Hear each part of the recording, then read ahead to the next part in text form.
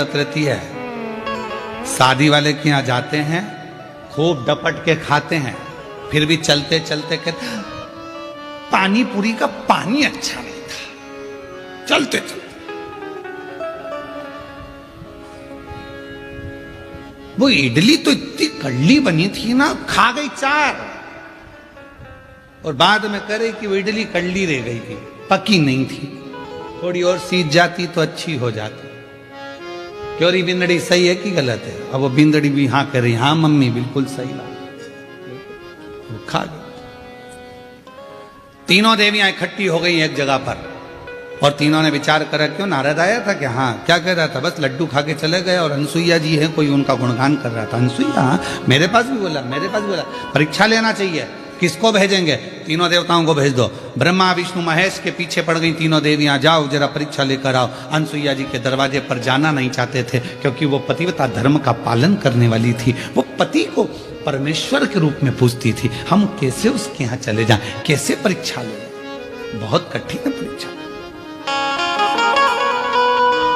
जैसे लिंग पुराण में एक शब्द आता है, वेद व्यास जी वर्णन करते हैं लिंग पुराण के अंतर्गत कि शंकर जी के मंदिर में जो प्रतिदिन जाकर दर्शन करता है उसकी जिंदगी में कभी अंधेरा नहीं आता है।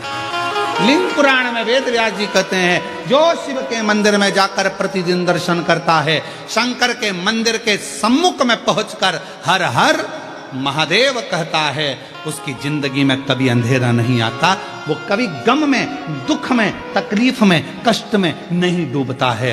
देवाधिदेव महादेव उसको हर पल ज्ञान का प्रकाश, लक्ष्मी का प्रकाश, भक्ति का प्रकाश देते ही रहते हैं। ये लिंग पुराण कर रही है, ये लिंग पुराण वर्णन कर रहे हैं।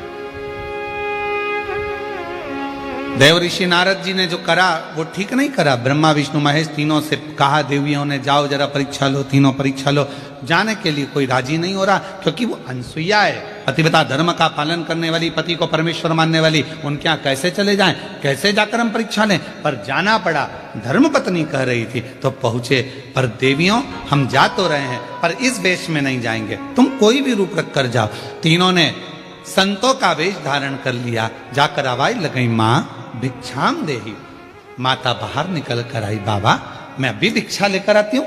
अनसुईया मैया अंदर गई, भिक्षा लेकर आई, तीनों की झोली में भिक्षा देने लगी। इतने में तीनों ने कहा, माँ हम ऐसे भिक्षा नहीं लेते, आप अपने वस्त्र उतार कर आइए, नग्न वेश में आओगी तब हम भिक्षा ले सकते, तब हम भिक्षा प्राप्त करें। ना ना ना ना बाबा, कोई नारी पर पुरुष के आगे वस्त्र विहीन कैसे आ सकती है? ये तो मर्यादा के अनुकूल नहीं है, ठीक नहीं है। संतों ने कहा अगर हम भिक्षा नहीं लेंगे तो आपका घर पूर्ण बर्बाद हो जाएगा, मां भिक्षा दीजिए। अनसुईया जी के मन में आया ये मुझे बार बार मां कह रहे हैं तो ये तो मेरे पुत्र ही हुए, क्यों ना इनको पुत्र ही बना दूं और फिर भिक्षा दे दूं। अंदर गई, जल लेकर आई। अगर मेरा सातित्व पक्का है, मैंने अपने पति की सेवा परमेश्वर मानकर करी है तो ये तीनों की तीनों बालक हो जाएं। जो जल छोड़ा, तीनों 1.5 महीने के बच्चे हो गए। अनसुईया जी ने उनके छोटे छोटे कपड़े में छोटी छोटी सी भिक्षा डाल दी और भिक्षा डालकर उन तीनों को अंदर ले गई। विश्वकर्मा जी से कहा चंदन का पलना बना दो। कहाँ जाएंगे, ये छोटे हो गए हैं, इनको मैं अपने आंगन में रखूंगी। चंदन का पलना, रेशम की डोरी और तीनों देवताओं को उसमें सुला दिया। लक्ष्मी जी ने पार्वती से पूछा, क्यों तेरा आया क्या?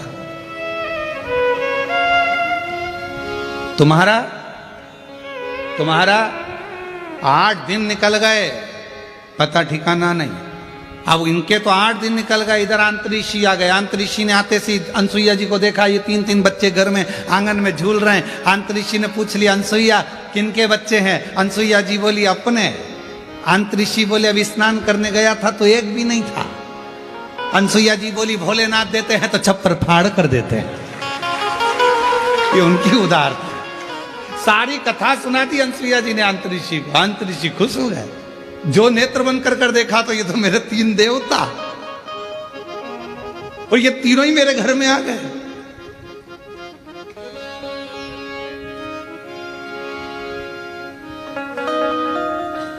अरे भाई, बैंक का बहुत बड़ा ऑफिसर, मैनेजर, और तुम्हारी उससे पहचान कितनी भी हो, भले कितनी भी हो, वो तुम्हारे बिना नहीं रहे, तुम उसके बिना नहीं रहो, फिर भी क्या बैंक का मैनेजर बैंक का पैसा तुम्हें दे देगा? अरे बोलो तो जम के, नहीं। तुम्हारा कुछ होगा तो दे देगा, पर वो अपना नहीं देगा। अंतरिक्षी को समझ में आ गया, आज पूरे ब्रह्मांड के 3 देवता मेरे पास पहुंच गए। सुन दो, अंतरिक्षी पलना झुलावे, आनंद लेवे, आनंद प्राप्त हो। समय बीता, ऐसा समय बीता, तीनों देवियां आपस में सोच ही रही थी, तभी सामने से देवऋषि नारद निकल कर जा रहे थे। लक्ष्मी जी ने आवाज लगाई, बेटा नारद, ओ बेटा नारद। नारद जी ने मन में सोचा, आज मैया बहुत मीठा बोल रही है, और जब माताएं बहुत मीठा बोलती है ए जी, तो तुरंत खसक लो जी, नहीं तो 500 गया जी। जब मीठा बोले तब समझ लो। नारद, ओ बेटा नारद। नारद जी को समझ में आया कि मैया बहुत मीठा बोल रही है। नारद जी आए, हाँ माँ क्या बात है? माँ तुमने कहीं तुम्हारे पिताजी को देखा है, भगवान नारायण को? इतने में नारद जी ने कह दिया, मैया वो पलना में झूल रहे हैं। अब तो लक्ष्मी जी के हृदय में आग लग गई, मेरा इतना बड़ा पति पलना में झूलता है, क्यों मूर्ख बनाता है, चल निकल यहाँ से। नारद जी चले, सरस्वती जी को भी कहा, ब्रह्म पार्वती जी को भी कहा, तीनों देवियों ने नारद के हाथ जोड़ लिए, हमारे पति हमको कैसे मिलेंगे? माँ, जैसे तुम्हारे पति मांगने गए थे भिक्षा, वैसे तुम चली जाओ भिक्षा मांगने। जब अनसुईया जी भिक्षा देने का वचन दे दे, तब उनको मांग लेना, अन्न की जगह पति मांग लेना, उसमें क्या दिक्कत वाली बात है। तीनों देवियां जाने लगी। लक्ष्मी जी बोली, नारद, मैं राज रानी पटरानी लक्ष्मी, बैकुंठ की महारानी लक्ष्मी, दुनिया के लोग मेरे सामने मांगते हैं, मैं किसी के सामने हाथ नहीं फैला सकती। सरस्वती कहती है, मैं भी किसी के आगे हाथ नहीं फैला सकती। पार्वती जी कहती है, मेरी तो दौलत ही मेरा पति है, तुम खड़ी हो जाना, मैं आवाज लगा दूंगी कि भिक्षाम देहि, मैं बोलूंगी। चलो चल दिया, आवाज लगाई, माता, दरवाजा बंद था, पार्वती जी ने आवाज लगाई, माता भिक्षाम देहि। शिव जी बीच में सो रहे थे, इधर नारायण, इधर ब्रह्मा। जैसी पार्वती जी ने आवाज लगाया, माता भिक्षाम देहि, शंकर भगवान मुस्कुराए, दोनों देवताओं को कोनी मारकर बोले, मेरी आ गई है, मेरी पार्वती आ गई। भगवान नारायण ब्रह्मा जी बोले, अकेले नहीं जाओगे, अभी नहीं जाना। आवाज पहचानते थे, आवाज तुरंत।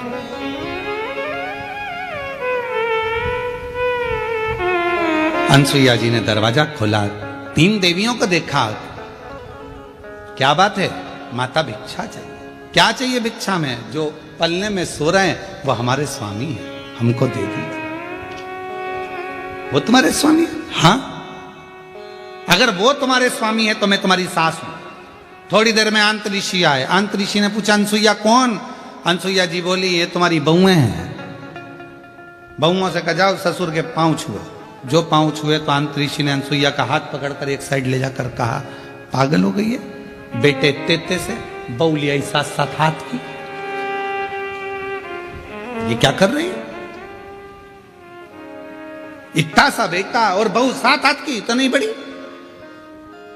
अनसुईया जी बोली, आजकल की बहुएं कमाता हुआ पति मिल जाता है तो लेकर के अलग हो जाती हैं और सोचती हैं कि हमारा पति कमा रहा है। एक माँ ने कैसे पाल पोस कर बड़ा करा होगा, मालूम पड़ेगा, ले जाओ। अब तुम पालो, तुम पोसो अपने पति को, तब मालूम पड़ेगा कि एक माँ किस तरह से अपने बच्चे को बड़ा करती है। ले जाओ उठा के। अब पार्वती जी लक्ष्मी जी से पूछी कि इन 3 में से मेरा है कौन सा? हर माल 2 रुपया। अब समझ में भी तो आना चाहिए कि इसमें है कौन सा। उठाया, लक्ष्मी जी ने एक उठाया। उनको क्या मालूम था कि ये मेरे पति नहीं है, उन्होंने ब्रह्मा जी को उठा लिया। सब बदल बदल कर उठा रही थी। अंतरी जी ने कहा, ये भ्रम है, इनको सुलाओ। चरणों में पड़ गई, माँ हमारे पतियों को बड़ा कर दीजिए। हाथ में जल लिया, अगर मेरा साथित्व पक्का है, मैंने अपने पति की सेवा परमेश्वर मानकर करी है, तीनों बड़े हो जाएं। तीनों बड़े हो गए, तीनों देवियों के साथ जाने लगे तो अनसुईया जी रोने लगी। ये चले जाएंगे तो हमारी गोद सुनी हो जाएगी, इस गोदी में कोई तो रहना चाहिए। ब्रह्मा जी ने अपने अंश से चंद्रदेव को प्रकट कर दिया,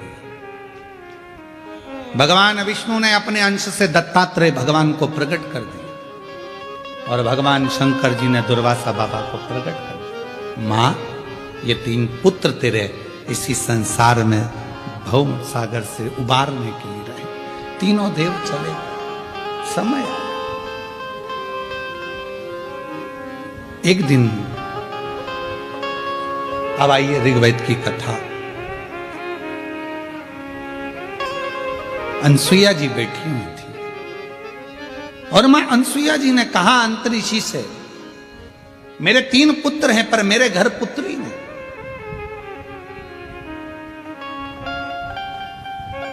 मेरे घर में पुत्री का भाव नहीं है। और मैंने सुना है शास्त्रों में, अगर घर में बेटे हैं और घर में अगर बेटी नहीं है तो वो घर बिना कन्यादान के हमेशा सूना की सूना ही रहता है। कन्यादान के लिए बेटी का होना जरूरी है, बिना बेटी के कन्यादान सूना है। आप दुनिया का सारा दान कर लो, अन्न दान कर लो, वस्त्र दान कर लो, मुद्रा दान कर लो, स्वर्ण दान कर लो, भूमि दान कर लो, गौ दान कर लो, सारे दुनिया के दान कर लीजिए, अगर आपने जिंदगी में कन्यादान नहीं करा तो आपकी जिंदगी में सब, कहते हैं कुंभी पाक नरक में एक नरक का सिरा ऐसा होता है जिस नरक के सिरे को पार करने के लिए बेटी का कन्यादान करना जरूरी होता है। इसलिए हम शिव महापुराण की कथा में हर पल हर घड़ी बेटियों को संकल्प दिलाते रहते हैं, बेटियों से कहते रहते हैं, तुम कितनी भी अच्छी पढ़ाई करो, कितने भी अच्छे कॉलेज में रहो, कितनी भी अच्छी एजुकेशन करिए, कितनी भी अच्छी नौकरी करिए, कितने भी तुम्हारे दोस्त बन जाए, पर मेरा बेटियों से हमेशा निवेदन रहा है और आज भी ऑनलाइन शिव महापुराण की कथा जो जलगांव से चल रही है, आप सब बेटियों से निवेदन करूंगा कि निवेदन है अपने माँ बाप को कन्यादान का मौका जरूर देना, किसी एरे गेरे नत्थु खेरे के साथ ना जाना, अपने माँ बाप को कन्यादान का मौका दीजिए। बहुत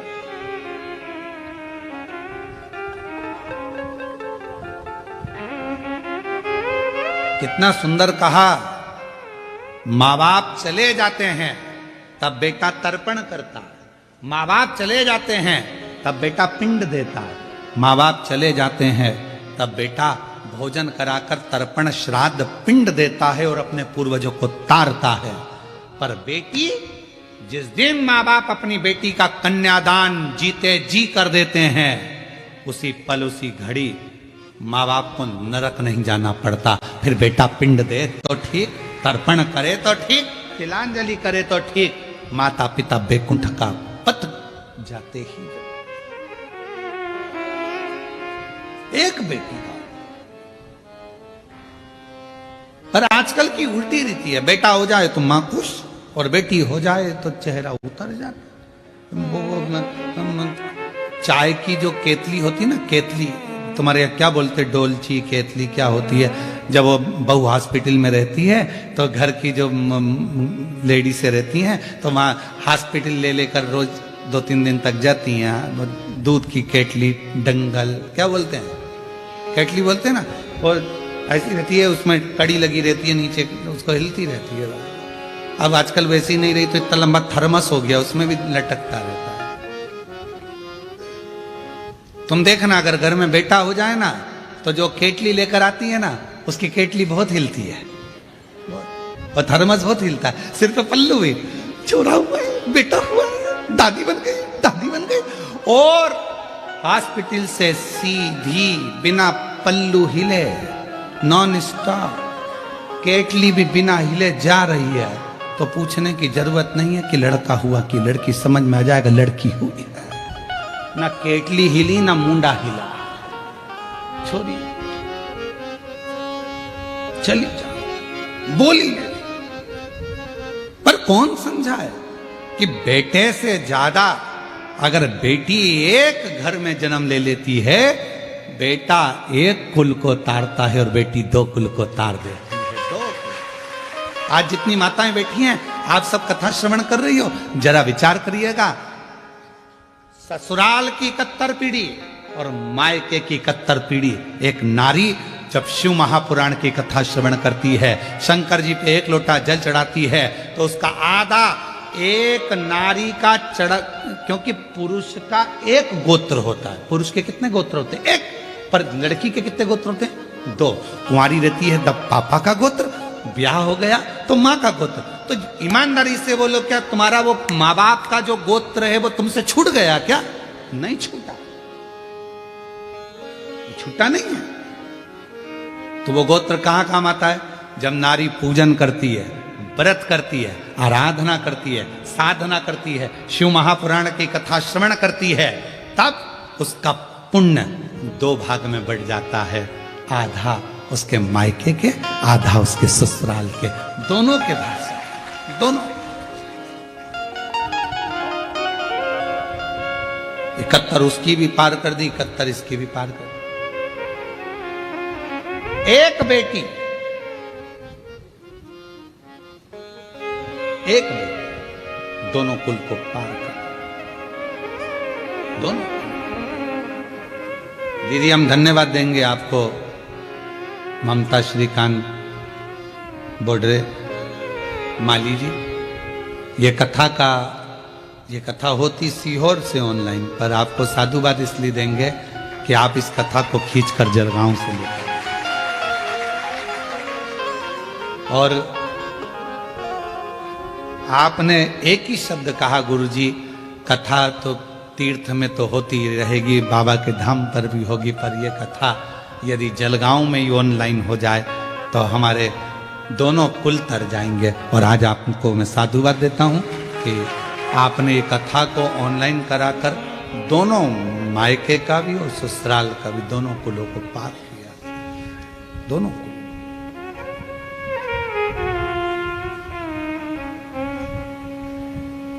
और कोई पिछले जन्म के अच्छे कर्म मुझे बाबा तेरा साथ मिला, कोई पिछले जन्म के अच्छे कर्म मुझे बाबा तेरा साथ मिला। जहाँ सारी दुनिया झुकती है, जहाँ सारी दुनिया झुकती है, मुझे वो आली दरबार मिला, दरबार। कोई पिछले जन्म के अच्छे कर्म मुझे बाबा तेरा साथ मिला, कोई पिछले जन्म के अच्छे कर्म मुझे बाबा तेरा साथ। कोई पूर्व का हमारा, तुम मेरी जीजियों से, मेरी बेटियों से, जितने ऑनलाइन कथा को सुन रहे हैं आस्था चैनल पर, फेसबुक, यूट्यूब पर, जो लाखों शिव भक्त इस कथा को श्रवण कर रहे हैं, और जितने जलगांव के वासी हैं जो ऑनलाइन कथा को श्रवण कर रहे हैं, साधुता दूंगा। एक घर में बेटी का होना बहुत जरूरी, बेटी का होना जरूरी। और अगर बेटी नहीं हो तुम्हारे परिवार में, तुम्हारे कुटुंब में कोई बेटी किसी के यहां 2-3 हो, तो उससे कह दो एक बेटी को मैं पढ़ाऊंगी, मैं पढ़ाऊंगी इस बेटी को, इसका पढ़ाई का खर्चा मैं उठाऊंगी, कॉलेज में पढ़ाऊंगी, इसको पैसे मैं दूंगी, और कन्यादान भी, कन्यादान एक मौका कन्यादान का मिले। और बेटियों से निवेदन है, अपने माँ बाप को तुम खूब पढ़ो, खूब उन्नति करो, खूब आगे बढ़ो, पर एक निवेदन है, अपने माँ बाप को कन्यादान का मौका जरूर, कन्यादान बहुत जरूरी है। कन्यादान। अनसुईया जी ने कहा कि आंत्री बाबा मेरे घर में बेटी नहीं, और मेरे बेटे ये चले जाएंगे, तो बेटी का होना जरूरी है, बेटी का। तब अनसुईया जी के भाग्य में बेटी का सुख नहीं था। आंतरिक ऋषि ने कह दिया कि तुम्हारे यहाँ बेटी का सुख नहीं, ये देवता भी आए हैं, तुम्हारे पुत्र बनकर, बेटे बनकर आए हैं, बेटी का सुख तुम्हारे यहाँ। पर मानी नहीं, मानी नहीं। समय आया, अनसुईया जी के घर में एक बेटी का प्रागट्य हुआ। ऋग्वेद कह रहा है एक बेटी का प्रागट्य। उस बेटी का नाम रखा अपाला। क्या नाम था? अपाला।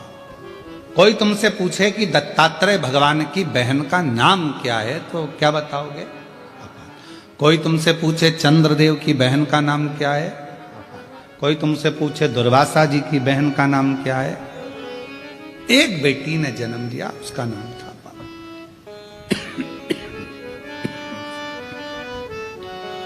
अपाला बहुत विद्वान थी, बहुत विद्वान। लड़का चलना सीखता है हाथ पकड़कर, बेटी को चलना सीखना होता है तो खुद उठती है, चलती है, गिरती है, फिर चलती है, फिर चलती है। कितना अंतर है। आप लोगों के यहाँ किसी की यहाँ पर भैंस है क्या?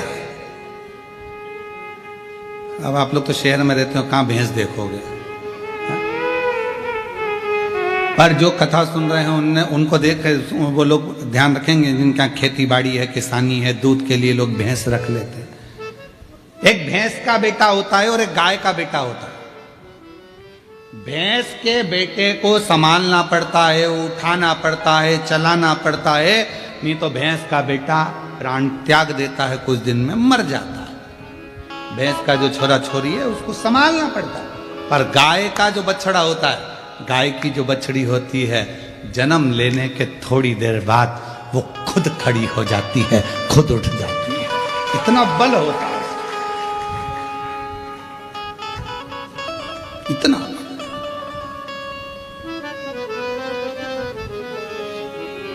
और शंभु शरण मांगू घड़ी दुख काटो, दया करी दर्शन आपो।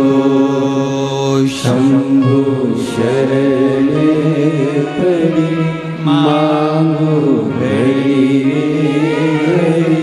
दुख काटो, दया करी दर्शन। अपाला बहुत विद्वान थी बाल्यावस्था से, पर एक कमी थी अपाला में कि वो जन्म से ही चर्म रोग से ग्रसित हो गई।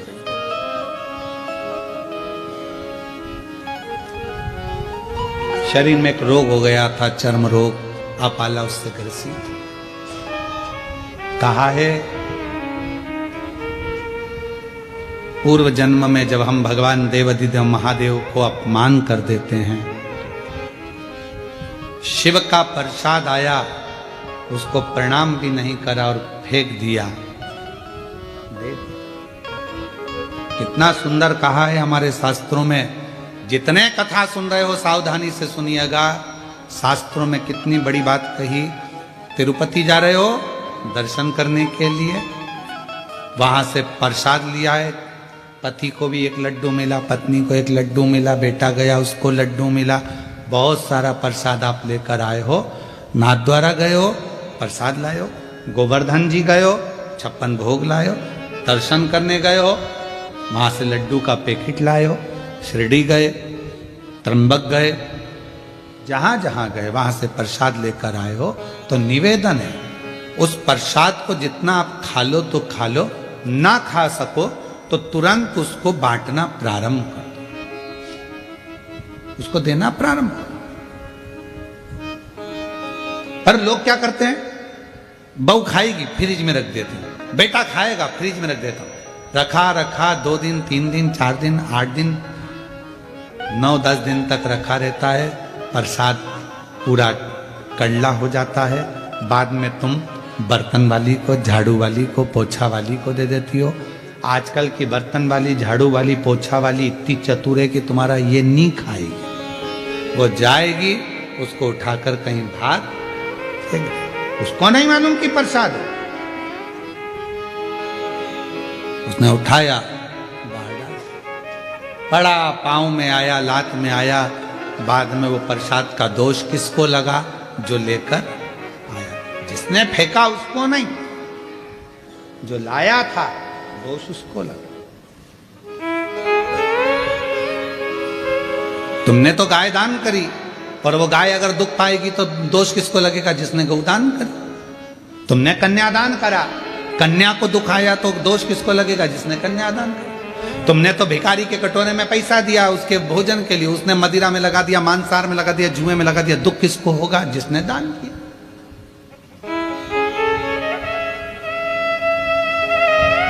अपाला पूर्व जन्म में अनसुईया जी अंतरिषि से कह रही है, मेरी बेटी ने जन्म लिया पर इसके शरीर में ये चर्म रोग हो गया। इसका शरीर ऐसा, इसका शरीर ऐसा हो गया। कहा, आंतरी ऋषि हाथ जोड़कर बोले, ए अनसुईया, पूर्व जन्म में अपाला जिसने शिव जी का अपमान करा था, शंकर भगवान का यदि अपमान, शंकर भगवान की निंदा, शिव जी के लिए अपशब्द जब हमारे मुख से निकलता है तो शरीर रोगीला जन्म ले लेता है। रोगीला जन्म। फिर वो रोग से छूटेगा कैसे? कितना सुंदर बात कही। डॉक्टर ने कह दिया कि गर्भ में बच्चा है पर धड़कन नहीं आ रही है। गर्भ में बच्चा है पर इसका शरीर में ऐसा लगता है कि इसके दिल में छेद है। शरीर में बच्चा है, इसका पांव काम नहीं कर रहा, ऐसा लग रहा है इसका अंग नहीं बना, पूरा शरीर नहीं बना। तो शिव पुराण क्या कहती कि शिव को जल चढ़ाना प्रारंभ करो, शंकर के मंदिर जाना चालू कर दो, डॉक्टर की दवाई लो, डॉक्टर का इलाज करवाओ, जैसा बोले डॉक्टर उसके अनुसार चलिए, पर साथ में शंकर जी की आराधना करना प्रारंभ कर दो। क्यों? हो सकता है कि जो बच्चा गर्भ में है इसने पूर्व समय में शंकर भगवान का अपमान करा होगा, तो जन्म लेगा तो हो सकता है शरीर से विहीन हो, बेकार हो, कोई रोगीला हो, ग्रसित हो। तो आज जब आप शिव जी को चढ़ा हुआ जल पियोगी, अंदर जाएगा तो वो बच्चे को मिलेगा। शंकर भगवान उसके दोष को समाप्त कर देंगे और बच्चा पूर्ण स्वस्थ प्रदान कर देंगे। पर लोगों ने उल्टा चला, दुनिया के लोगों ने उल्टा चल दिया। कई माताएं कह देती है अगर गर्भ में बच्चा है तो शंकर जी के मंदिर मत जाओ। कोई कह देता है बच्चा ऐसा उसको अंधा हो जाएगा, ये हो जाएगा, वो हो जाएगा। पर शिव महापुराण की कथा कहती है अगर बच्चा गर्भ में है 9 महीना आप शंकर की आराधना में लग जाओ, शिव जी के मंदिर जाना प्रारंभ कर दो, शंकर को 1 लोटा जल चढ़ाना प्रारंभ कर दो, बेलपत्र की छांव में 2 मिनट खड़े रहना प्रारंभ कर दो। तुम्हारा बच्चा अगर कैसा भी जन्म ले रहा होगा तो वो बच्चा स्वस्थ ही पैदा होगा, स्वस्थ ही पैदा। अकाल मृत्यु वो मरे जो काम करे चंडाल का, काल उसका क्या बिगाड़े जो भक्त हो महाकाल का। जो शिव की आराधना करता है तो उसका दोष शिव समाप्त कर दे।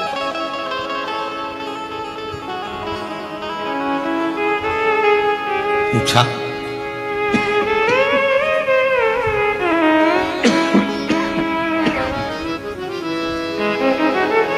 ये अपाला, इसको ये रोग कैसे हो गए? अंतरिषि ने कहा कि रोग होने का कारण केवल एक है। एक, पूर्व में इसने शिव की निंदा करी होगी, शंकर के किसी भक्त के लिए अपशब्द कहा। कितनी बार हमने कथाओं में कहा, अब तो हमने कहना थोड़ा कम कर दिया कि किसी शिव भक्त की कभी निंदा मत करो।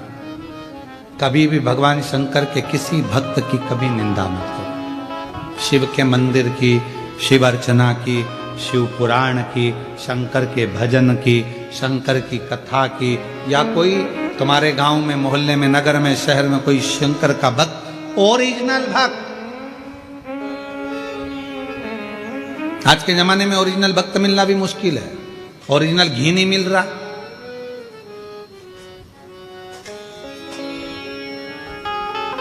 ओरिजिनल चाय की पत्ती नहीं मिल रही, ओरिजिनल सब्जी नहीं मिल रही, तो ओरिजिनल गुरु मिले कहां से, ओरिजिनल भक्त मिले कहां से? फिर मिलते हैं डुप्लीकेट। टीवी खोलो तब मालूम पड़ता है, अरे वाह इतने बड़े, और इन्होंने ऐसा कर दिया। तब समझ में आता है ओरिजिनल ढूंढ ही नहीं पाए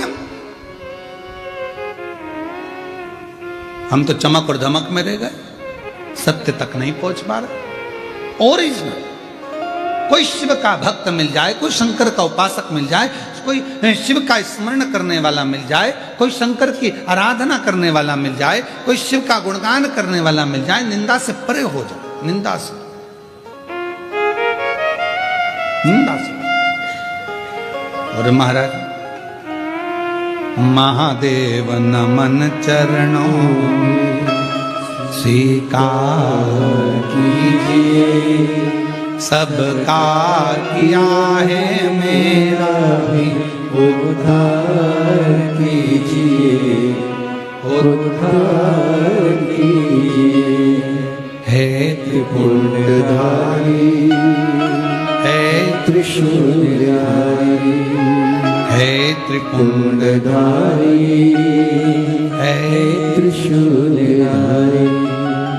चरणों में तेरे बाबा जी पावन है चरोदा, चरणों में तेरे बाबा जी पावन है चरोदा। तेरी देव करते वंदना पूजे सीताराम, तेरी देव करते वंदना पूजे सीताराम। हो जाए पूरी कामना, हो जाए पूरी कामना। उपकार कीजिए, सबका किया है मेरा भी उद्धार कीजिए, उद्धार कीजिए। हे त्रिपुंडधारी, हे त्रिशूलधारी, हे त्रिपुंडधारी, हे त्रिशूलधारी। बाबा से प्रार्थना करो, कोई बुराई करे शिव जी की दूर हो जाओ, शिव महापुराण की बुराई करे दूर हो जाओ, शिव भक्त की बुराई करे दूर हो जाओ। ना सुनना ना कहना, हाजी भी नहीं कहना, होंकारा भी नहीं भरना।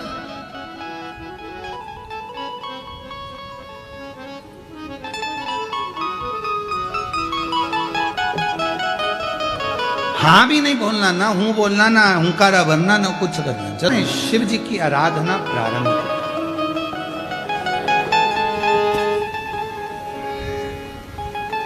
आराधना करना प्रारंभ करी। इंद्रदेव ने जैसा जैसा बताया साधना, वो साधना करी, तब करा, और बाबा भोलेनाथ ने सुन भी लिया।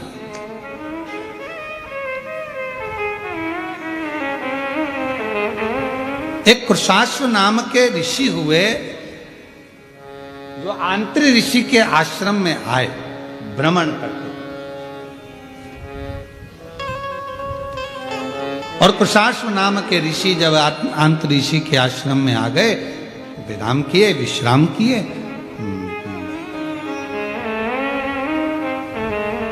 देखा 2 दिवस तक जब निवास किया, और निवास करने के बाद देखा अपाला को, तो सुंदर तो थी, बस चर्म रोग था शरीर में, सुंदर बहुत थी।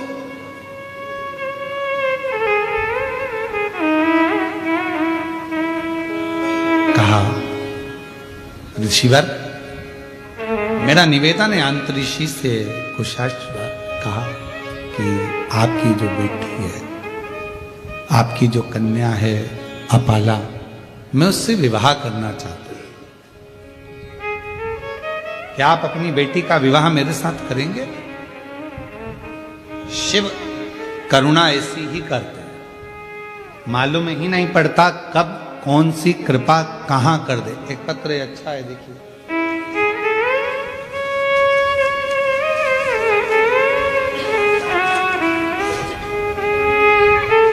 कर दिया माला माल काशी वाले, लुटा दिया भंडार काशी वाले।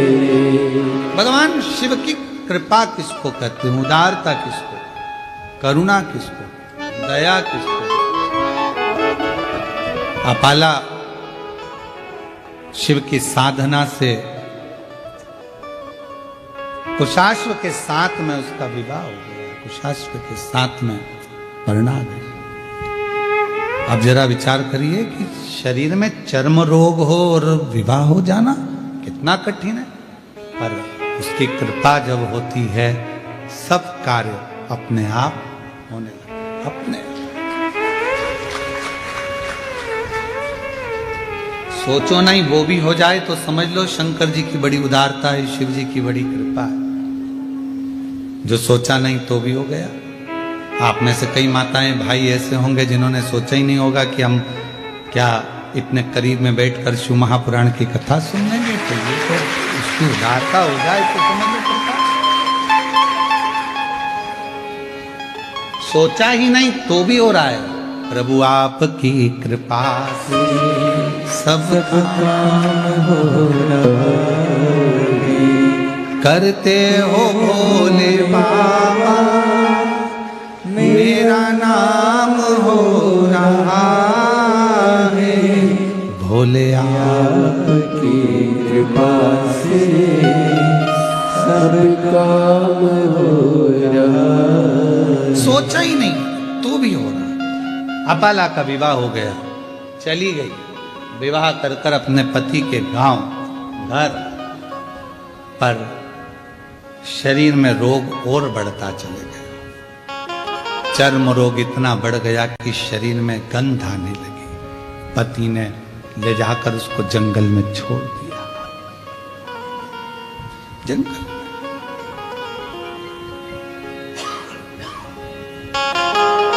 तेरे पिता ने मेरे साथ धोखा किया। अपाला हाथ जोड़कर कहती है मेरे पिता ने धोखा नहीं किया।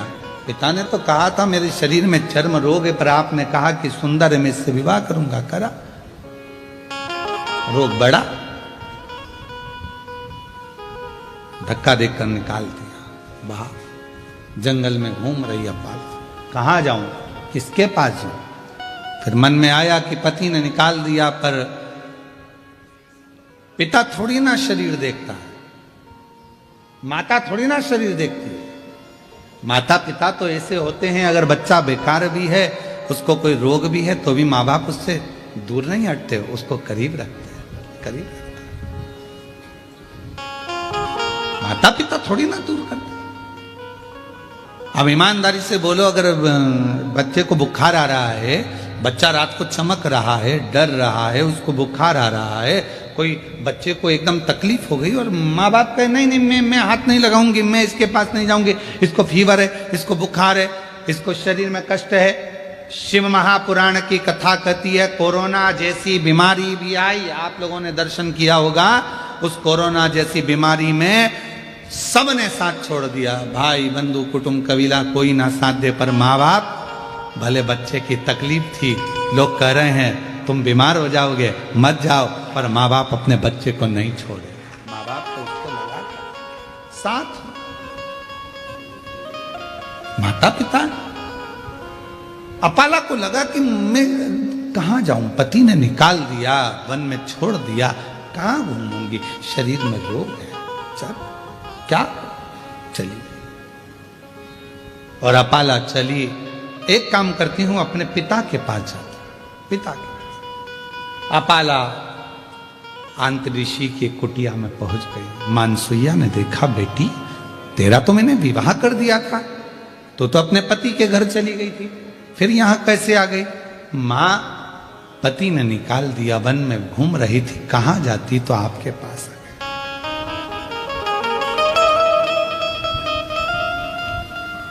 मेरी जीजियों, मायका मां से होता है, मायका शब्द ही मां से जुड़ा हुआ है। मां ने तुरंत कहा, क्यों चिंता करती है, यहां रहे, मां शरीर में चर्म रोग बढ़ गया है, गंध आ रही है, सब दूर हट जाते हैं। क्यों टेंशन, क्यों चिंता? आंतरिषि आ रहे थे स्नान कर कर, अपाला को देखा, बेटी तू यहां? हाँ पिताजी। शरीर में रोग बढ़ा, पति ने छोड़ दिया, यहां ही हूं, क्यों चिंता करना? तू इतना सुंदर वेद गाती है, इतना सुंदर वेद की रचना करती है, इतना इतना तेरे में विद्वत्ता है, एक बार पढ़ ले, एक बार अगर अध्ययन कर ले तो तुझे याद रह जाता। अब दत्तात्रेय भगवान की बहन है अपाला, चंद्रदेव की बहन है अपाला, दुर्वासा जी की बहन है अपाला, कोई साधारण होगी? विद्वत्ता में परिपूर्ण। अभी आपको कथा में कहा, बेटे को कहना पड़ता है पढ़ पढ़ पढ़, बेटी को नहीं कहना पड़ता। आई स्कूल से और पुस्तक निकाल के सोफे पे लंबा पाँव कर कर 1 2 कुछ नहीं करेगी तो अपनी कलर निकाल लेगी और बोई पोतती रहेगी। उस बेटे को कहना पड़ता है। और बेटा आया स्कूल से, ये उठा, कार उठाई, ये उठाया, वो उठाया, यहाँ दौड़ वहां दौड़, ये फेंक वो फेंक। और बेटी आई स्कूल से, अपनी बुक निकाली, मम्मी जल्दी देखो आज मेरे को गुड मिला है, मम्मी देखो, मम्मी देखो, आई देखो, पापा सबको बताएगी, पापा ताऊ, बड़े पापा, आंटी अंकल, सबको, दादी दादा, बैग खोल खोल के लाएगी, सबको दिखाई। और बेटा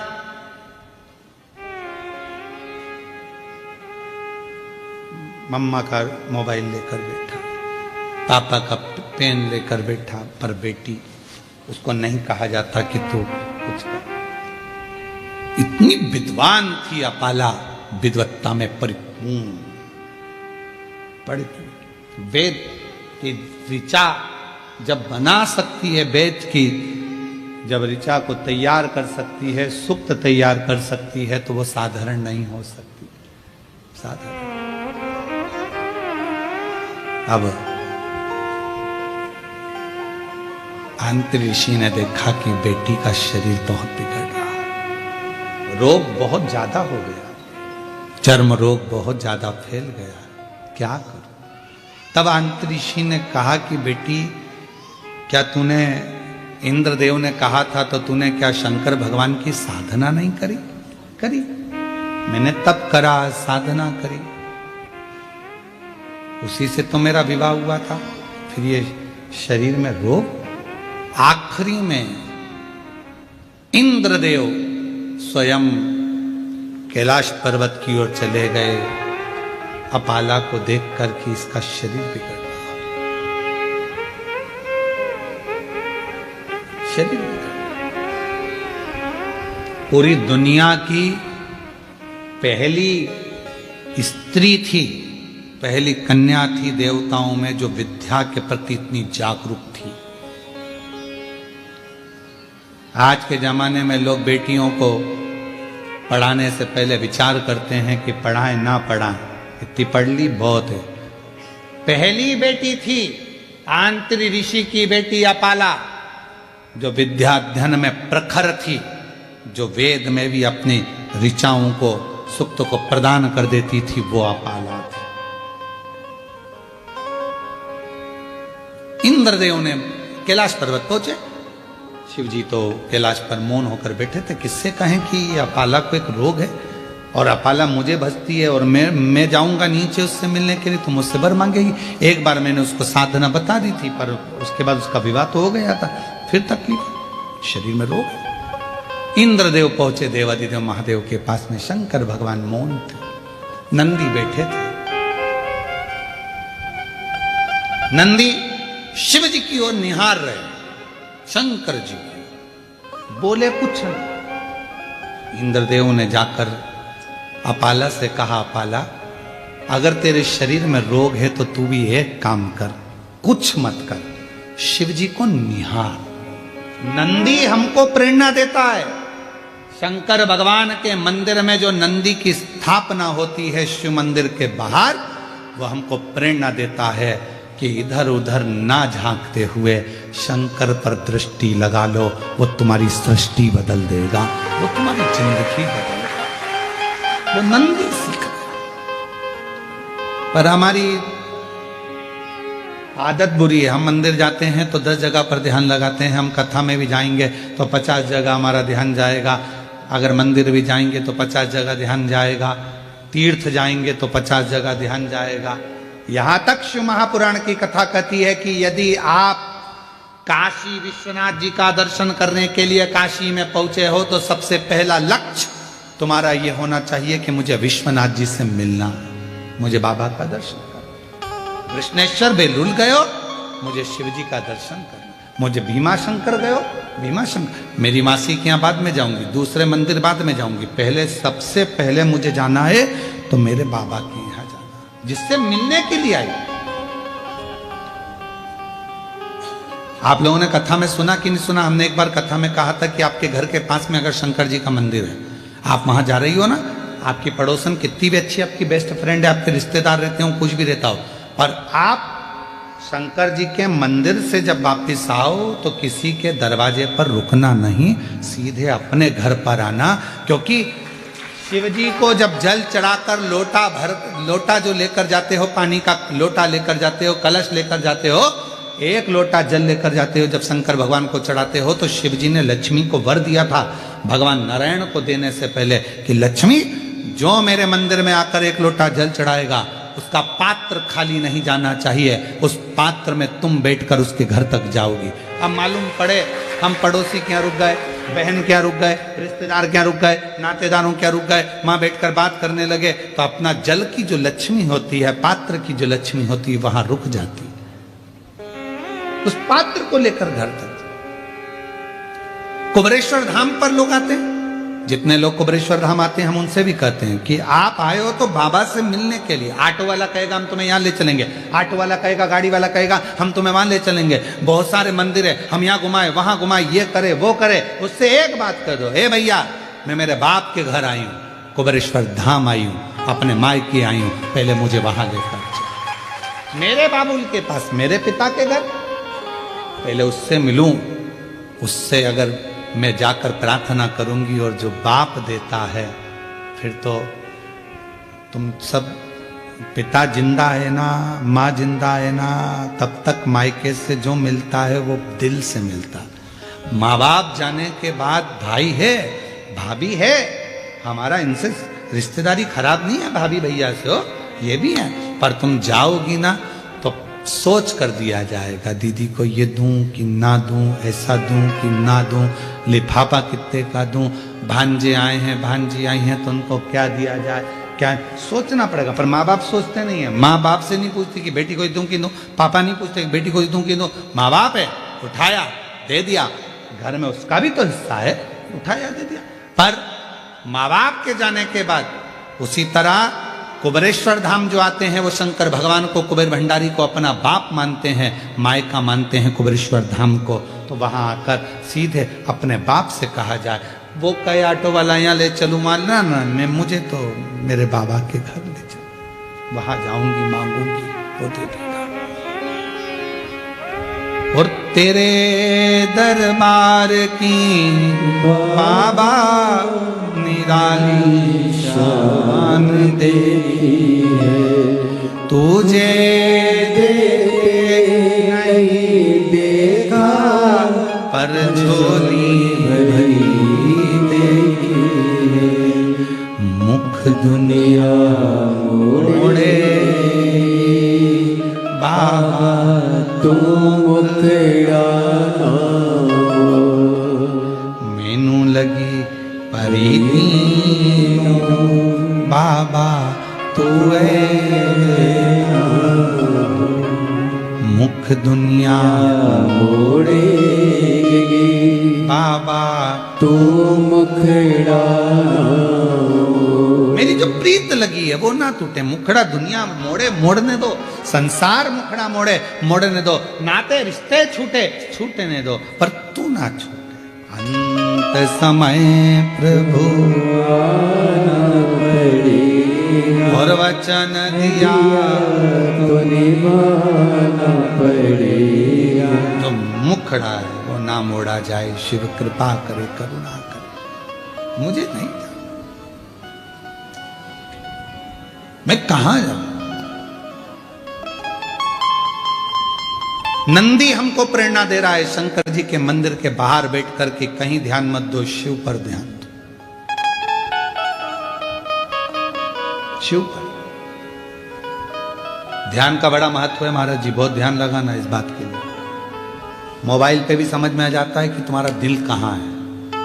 पत्नी पति से बात करती है ना, तो कह देती है बात में, मैं तुमसे बात कर रही हूं, तुम्हारा ध्यान कहां है। इतनी दूर वो मायके और तुमसे बात कर रही है, तो कह रही है कि तुम्हारा ध्यान कहां है, मैं तुमसे बात कर रही हूं। फिर पति सूझ में आता है, अरे मैं तेरे से तो कर रहा हूं। और मालूम पड़ा था लैपटॉप पे लगा हुआ था, ध्यान वहां था, हॉट काम पर लगा हुआ, मित्रों से गप्पे मारने में लगा, और फोन आ गया पत्नी का। पत्नी तुरंत पहचान जाती बात करने के तरीके से, तुम्हारा ध्यान कहां है।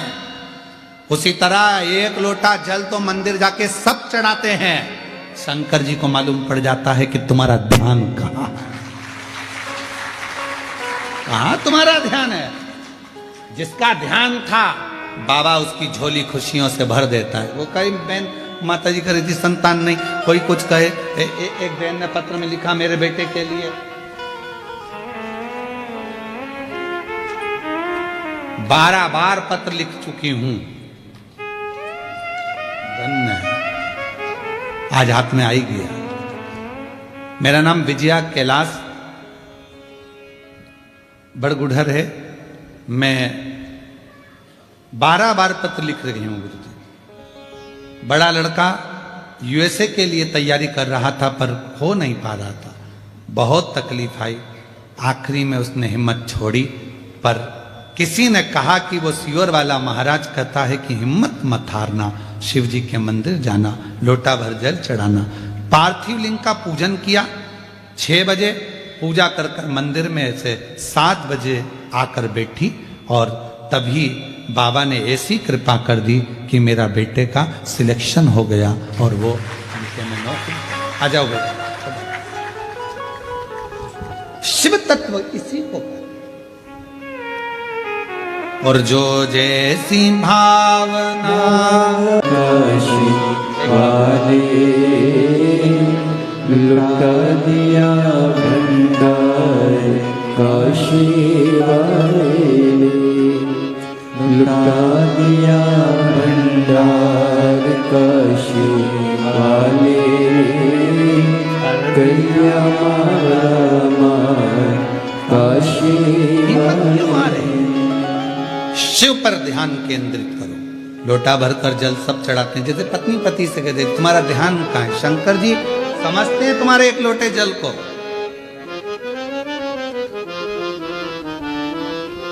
जिससे रोज रोज मिलते हो ना, उसका व्यवहार सामने आ जाता है। तुम रोज रोज एक लोटा जल चढ़ाते हो, शंकर जी अच्छे से जानते हैं लीलाबाई कैसी है, मेरू प्रसाद कैसा है, क्या मांग रहा है, क्या चाहता है, उसको मालूम है। दिल तो लगाओ, हृदय तो लगाओ शिव जी से। अपाला, इंद्रदेव ने कहा तुमने शिव की साधना करी? हाँ। तब करा? हाँ, मेरा विवाह हुआ, पर ये रोग ठीक नहीं हुआ। इंद्रदेव ने कहा शिव पर ध्यान केंद्रित कर लो। एक दिन अपाला बैठी थी, अब उसका मन कहीं नहीं लगता, क्योंकि दुनिया की दौलत अगर तुम्हारे पास में है और तुम्हारा शरीर अगर ठीक नहीं है तो वो दौलत किसी काम की। प्रथम सुख निरोगी आया।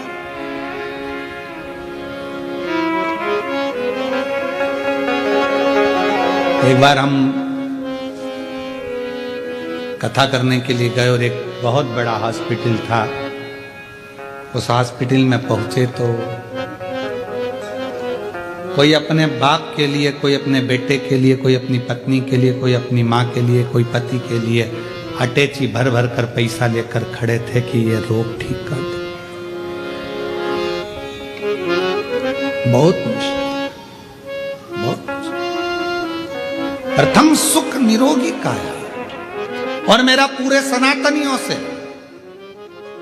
पूरे विश्व में बैठे हुए शिव भक्तों से निवेदन है, मेरा बेटा बेटियों से, मेरे माताओं से, मेरी जीजियों से, मेरे जीजाओं से, मेरी माओं से, मेरे बाबाओं से, सबसे निवेदन करता हूं, एक लोटा जल शिवजी के मंदिर में जाकर चढ़ाना प्रारंभ कर दो, तुम्हारी जिंदगी के 80% दुख शंकर जी काटना प्रारंभ कर देंगे। जाओ बिना संकोच के, बिना सोचे समझे। लोग ताना दे, हंसे, व्यंग करे, करने दो, पर अपन चलो अपने शंकर के धाम, शिव के धाम। कोई कहे गुरुजी मैं तो अच्छी हूं, क्या करूंगी मंदिर जाकर, बात का समय किसने देखा? कोई को मालूम है समय कैसा आ सकता है, कैसा समय आएगा ये किसको मालूम? जाओ शिव को जल चढ़ाओ। अपाला शिव की साधना करी, हाँ तब करी, हाँ। अब शंकर जी को निहार रही थी, वहीं से तुमरुका जी निकल कर जा रहे थे। तुमरुका जी ने अपाला को देखा, रोज बैठी रहती है, शिव जी को देखती रहती है। इसको ना जाने किसने कह दिया कि नंदी जैसे बैठ जा शंकर को देखने के लिए। तुमरुका जी ने कहा अपाला, अभी तक तूने शिव जी की आराधना करी, साधना करी, तप करा, शंकर जी का पूजन किया क्या तूने? शिव तप से ज्यादा पूजन से प्रसन्न होते, शिव साधना से ज्यादा पूजन से प्रसन्न होते। तू एक काम कर, शिव मंदिर तो रोज जाती है, शंकर की आराधना करती है, शिव के ऊपर एक लोटा जल समर्पित करना प्रारंभ कर। जल, हाँ। अपाला ने एक लोटा जल चढ़ाना चालू करा। आज इंद्रदेव भगवान शंकर के पास पहुंच गए, शिव के नेत्र खुले हुए थे। शिव जी से प्रार्थना करी, मेरी बेटी है अपाला, वो बेटी अपाला जिसने रचनाएं करी हैं, वेद और शास्त्र उसके कंठस्थ हैं, वो अपाला चर्म रोग से ग्रसित है, कुछ करुणा करो। शंकर भगवान तो कुछ नहीं बोले, पर इतने में नंदी ने कह दिया, अपाला कल शिव जी को जो जल चढ़ाएगी, चढ़ा हुआ जल इंद्रदेव तुम झेल लेना, उस जल को अपाला के शरीर पर डाल देना, उसका चर्म रोग समाप्त हो जाएगा। अपाला के शरीर पर, और अपाला जल चढ़ाई। हमने एक बात कही थी, आप लोगों के स्मरण में है कि नहीं है वो हमको नहीं मालूम, याद होगा तो आप जरूर बताओगे। शिवलिंग है, जलाधारी है, ये शंकर जी, जलाधारी पार्वती जी, जल बहता है यहाँ गणेश, कार्तिकेय, अशोक सुंदरी। बोला था ऊपर जो जल बहता है वो शिव जी की 5 बेटियां, जया, विषहरा, शामली बारी, दौतली।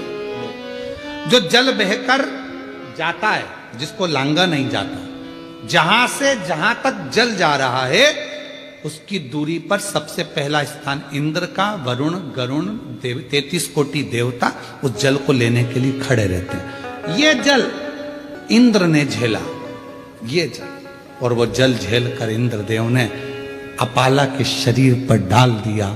जैसे ही डाला, अपाला समझ नहीं पाई आज हल्की सी पानी की बूंद कहां से। कभी कभी एक थोड़ा सा, अगर जिसकी शिव भक्ति प्रबल हो जाती है, जो शिव जी को बहुत मानने लगता है, शंकर उसको प्रेरणा देते। कभी कभी आप शंकर जी को जल चढ़ा रही होती हो, मंदिर में कोई नहीं होता, तो भी हल्की सी पानी की बूंद तुम्हारे चेहरे पर, शरीर पर आ जाती है, समझ में नहीं आता, कोई नहीं है, पानी का छींटा कहां से आया? तुमने दूसरे से पूछा क्यों जलवृष्टि हो रही है क्या? कोई ने पानी डाला था क्या? कोई ने कूलर चालू करा क्या? कोई ने पंखा चलाया क्या? ये पानी का छींटा मेरे ऊपर कहां से आया? तुम्हें समझ नहीं आता। तुमने जो शिव जी को जल चढ़ाया है, भक्ति से जो मांगा था, इंद्र ने वो ले जाकर तुम्हारे ऊपर ही सिंचन कर कर तुम्हें दुख से मुक्त करा।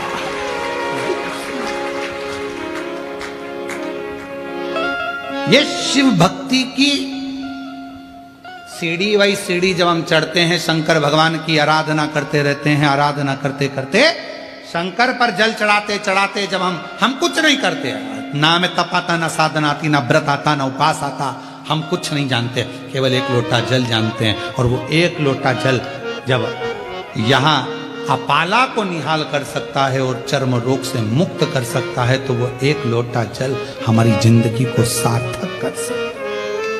हल्के पानी की बूंद तो आती हल्की सी, एक बूंद कहीं छोटी सी आ गई, छू गई। तुम तो जल चढ़ाकर बैठे थे, प्रणाम कर रहे थे, नमन कर रहे थे, शिव मंदिर में थे, कोई नहीं था, फिर भी वो जल कहां से आ गया? वो इंद्र लाता जो जल तुमने शरीर को छुआ। कभी कभी ऐसा होता है, हवा बंद थी, बिल्कुल बंद हवा, और तुमने देवाधिदेव महादेव को दिया लगाने के लिए जलाना प्रारंभ करा और हवा चली। वरुण आया, वरुण आया, वो दीप को बुझाने के लिए नहीं, तुझे आशीर्वाद देने के लिए कि तूने मेरे मंदिर में प्रकाश किया है, तेरी जिंदगी में आज प्रकाश प्राप्त। हम समझ नहीं पाते कि शिव तत्व, हम तो सोचते शंकर जी आएंगे, डमरू लेकर आएंगे, त्रिशूल लेकर आएंगे। अरे ऐसे शंकर जी आ गए तो तुम आटा देकर विदा कर दोगी। एक कटोरी आटा दे दे इसको, पहचान थोड़ी ना पाओगी। यशोदा मैया भगवान शंकर जी को नहीं पहचान पाई थी। गली गली में शोर मचावे, चले सदा शिव गोकुल में। पहचान नहीं पाई, उनको लगा कि कोई आया। रास की लीला में भगवान शंकर को कौन पहचाना? शिव को नहीं जानता, केवल भगवान कृष्ण ही पहचाने थे कि ये गोपी नहीं, ये शिव है। यशोदा जी नहीं पहचान पाई कि ये शंकर भगवान है। तो संसार का मनुष्य जब भगवान नहीं पहचान पा रहे तो हम कैसे पहचानेंगे कि ये भगवान है? दिया लगा रही हो, हवा का झोंका, तुमने बेलपत्र चढ़ाई, चढ़ाते से ही पीछे से कोई आई, बेलपत्र को उठाया, नीचे रख दिया, जल चढ़ा दिया। तुम नाराज हो रही हो? नहीं, शिव का गण है भृंगी, एक क्षण के लिए आता है, शिव जी पर जो चढ़ा होता है वो उठाकर पार्वती जी को दे जाता है, जलाधारी पर रख देता है, जल चढ़ाता है और निकल जाता है। तुम उसका चेहरा ही देखते, कौन थी? मैंने अभी चढ़ाई और जी उठा के रख दी, अब तुम गुस्सा हो रही, मैंने चढ़ाई, तूने पूरा श्रृंगार बिगाड़ दिया। नहीं, भृंगी का काम ही यही है, आता है एक क्षण में शिव जी से मिलने के लिए। क्या करा था? आपको, आपने भृंगी की कथा सुनी होगी, क्या करा था? पार्वती जी पास में बैठी थी, तो उसने देखा मैं पार्वती जी की परिक्रमा नहीं करूंगा, मैं तो शंकर जी को मानता हूं, तो बीच में से निकलने लगा, तो पार्वती जी और खसक गई। भृंगी को लगा और पास में आके, तो भंवरे का रूप रखकर बीच में से निकलने लगा, पार्वती जी गोदी में आके बैठ गई शंकर जी। अब भृंगी को लगा परिक्रमा कैसे करूं, तो बीच में से निकल रहा था, पार्वती जी ने उसको रोक दिया। तब से भृंगी ने हाथ जोड़कर कहा, जो तुम पर शिव जी पर रहेगा सब पार्वती जी को मिलेगा, क्षमा करना माँ। भृंगी का काम क्या? ऐसी कई माताएं आती हैं, पूजन करते करते में वहां कर बेलपत्री चढ़ी थी, सब उतार कर नीचे रख दी, जल चढ़ाया, वो चली गई त्रिपुंड लगाकर, हम गुस्सा हो गए, बताओ मैंने तो अभी पूजन करी थी, अब भी हाल, जल चढ़ाया, अब भी हाल, बेलपत्री चढ़ाई। अरे आई क्यों? तेरे टाइम पर क्यों? रोज तो लेट आती थी जब तू चली जाती थी, आज तेरे टाइम पे आई है, मतलब वो नहीं आई है, भृंगी आया उसके रूप में और चढ़ाकर चले गया है। स्वीकार करा है, स्वीकार। हम पहचान नहीं पाते। अपाला रोग मुक्त हो गई, शरीर का रोग, चर्म रोग समाप्त हो गया। शिव का चढ़ा हुआ जल हमारे कई रोगों को समाप्त कर दिया। पति को मालूम पड़ा कि मेरी, प्रशाश्वा को मालूम पड़ा कि मेरा पत्नी ठीक हो गई, वो आ गया, उसको लेकर चला, समय आया, आगे खत्म।